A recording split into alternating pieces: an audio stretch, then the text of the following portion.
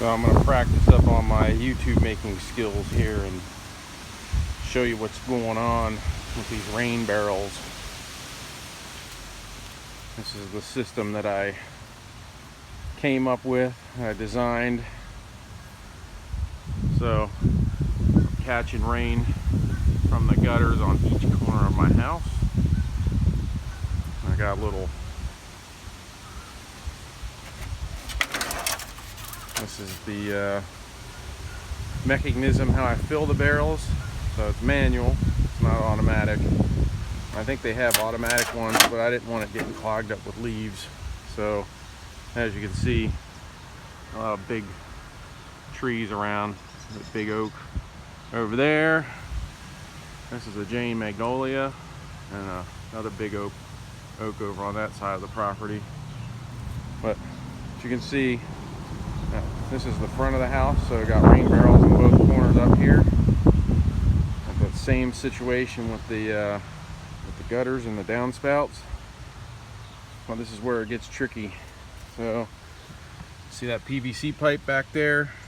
So that's where my drainage goes, and that runs along the foundation of the house. And I'll walk down there and show you where that comes out here in a second. But this top hose is the overflow, so when the filler is going and it hits this level here, it's going to kick out and overflow in there. Obviously with the heavy downpour, that's why I have to close it, because it will spill over, and I don't want the drainage, you know, running out down into my foundation. So top hose, and then down here you've got the control mechanism for the soakers, which that one just runs over there into that flower bed, or whatever you want to call that. This is a very naturalized yard. And this hose over here, what that does is that runs all the way over to the other rain barrel. We'll get over there.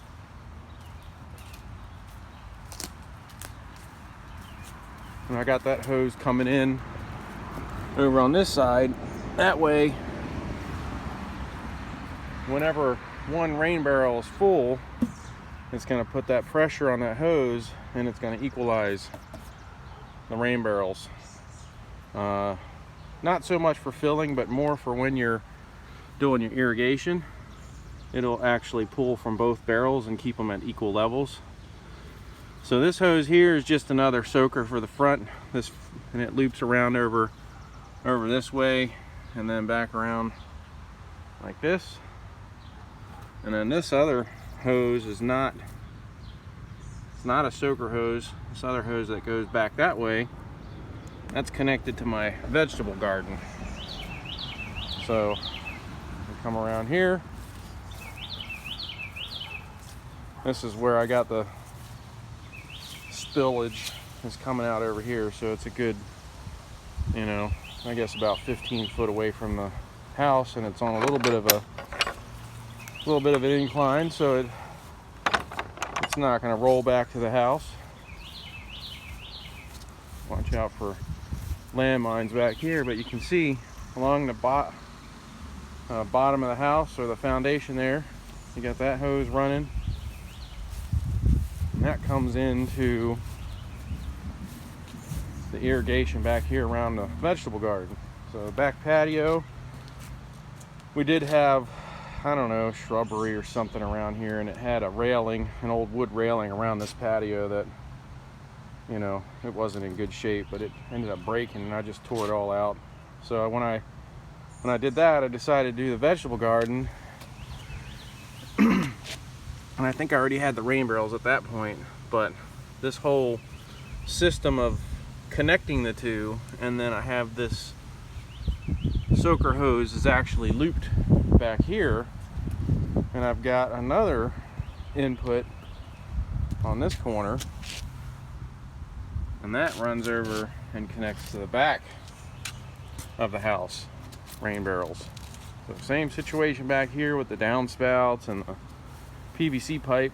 This PVC pipe actually runs out along this back edge here out into the yard over there, and then it does like a 45 and it actually goes all the way out to the fence line because it's pretty flat, and I didn't want to like a tripping hazard out in the middle of the backyard. But anyways, same situation with these, and this little 90 at the bottom, that one actually goes over to the other rain barrel on this corner. And then this rain barrel is the one where if I want to water this area back here, I have a, can't really see it, it's buried down in there, but back in here there's a soaker hose somewhere. But I don't think I need to water this right now. I more turned the ones on front to put some moisture in the soil around that, around the trees and stuff, because that grass up there just gets dead later into the summer. But yeah, it's pretty hot here. It was hot yesterday, 95 degrees.